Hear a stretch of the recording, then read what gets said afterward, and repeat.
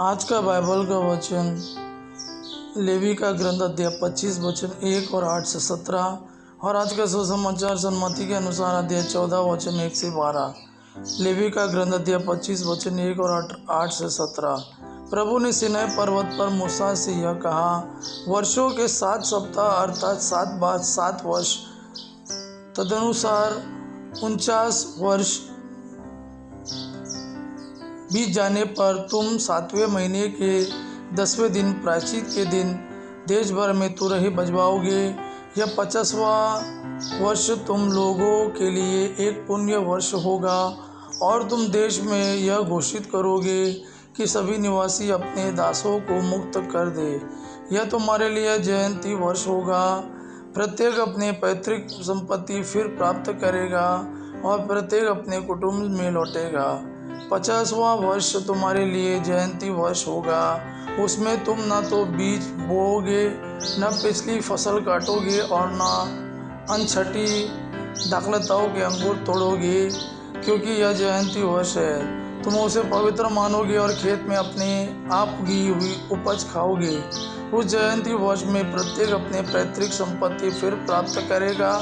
जब तुम किसी देश भाई के हाथ कोई जमीन बेचते हो अथवा उससे खरीद लेते हो तो तुम एक दूसरे के साथ बेईमानी मत करो। जब तुम किसी देश भाई से कोई ज़मीन खरीदते हो तो उसका ध्यान रखो कि पिछले जयंती वर्ष के बाद कितने बरस बीत गए हैं और बाकी फसलों की संख्या के अनुसार बेचने वाले को विक्रय मूल्य निर्धारित करना चाहिए।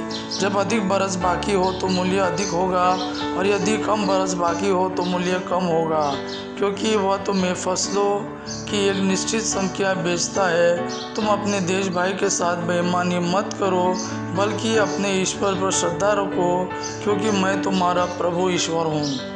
आज का सुसमाचार सन्मति के अनुसार अध्याय 14 वचन 1 से 12। उस समय राजा हेरोद यीशु की चर्चा सुनने लगा और उसने अपने दरबारियों से कहा, यह यूहन्ना बपतिस्ता है, वह जी उठा है, इसलिए वह यह महान चमत्कार दिखा रहा है। हेरोद ने अपने भाई फिलिप की पत्नी हेरोदियस के कारण यूहन्ना को गिरफ्तार किया और बांधकर बंदीगृह में डाल दिया था, क्योंकि यूहन्ना ने उससे कहा था, उसे रखना आपके लिए उचित नहीं है। हेरोद यूहन्ना को मार डालना चाहता था, किंतु वह जनता से डरता था, क्योंकि वह यूहन्ना को नबी मानती थी। हेरोद के जन्मदिवस के अवसर पर हेरोदियस की बेटी ने अतिथियों के सामने नृत्य किया और हेरोद को इतना मुक्त कर लिया कि उसने शपथ खाकर वचन दिया, जो भी मांगो मैं तुम्हें दे दूंगा। उसकी माँ ने उसे पहले से सिखा दिया था, इसलिए वो बोली, मुझे इसी समय थाली में यूहन्ना बपतिस्ता का सिर दीजिए। हेरोद को धक्का लगा, परंतु अपनी शपथ और अतिथियों के कारण उसने आदेश दिया कि उसे सिर दे दिया जाए और प्यादों को बेचकर उसने बंदीगृह में यूहन्ना का सिर कटवा दिया। उसका सिर थाली में लाया गया और लड़की को दिया गया और वो उसे अपनी माँ के पास ले गई। यूहन्ना के शिष्य आकर उसका शव ले गए। उन्होंने उसे दफनाया और जाकर यीशु को इसकी सूचना दी। यह प्रभु का वाणी है। प्रभु को धन्यवाद। आबा पिता की महिमा और पुत्र यीशु का प्रेम आप पर सदा सर्वदा बना रहे। आमीन।